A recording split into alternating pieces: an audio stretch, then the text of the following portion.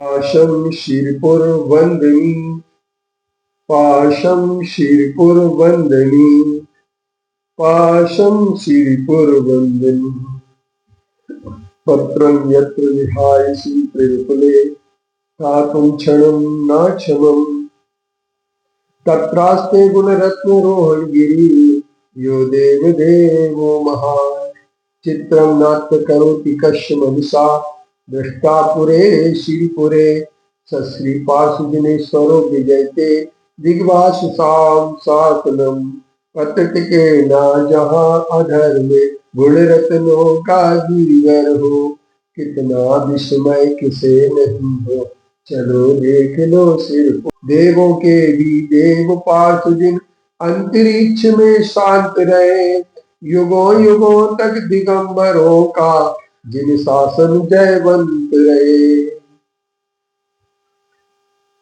समाज और मानव का गहरा संबंध होता है। समाज के बीच में रहकर के व्यक्ति में जहां पर जन्म से लेकर के मृत्यु तक का संबंध गिरता है, इसीलिए मनुष्य को सामाजिक प्राणी कहा जा सकता है। लेकिन समाज और धर्म का भी गहरा संबंध होता है, क्योंकि धर्म समाज के लिए दिशा देता है। धर्म समाज के कल्याण की भावना की पूर्ति करने में सबसे आगे होता है। जिसके पास समाज का संबंध होता है और जो समाज से जुड़ा हुआ होता है, वो व्यक्ति उन आध्यात्मिक उन्नति तो करता ही है, साथ ही साथ अपनी भौतिक उन्नति में भी काफी प्रगति करता है।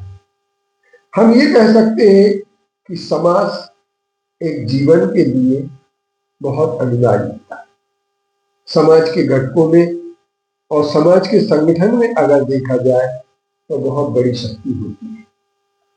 जहां पर समाज संगठित होता है, वहां पर संस्कृति अमर होती है।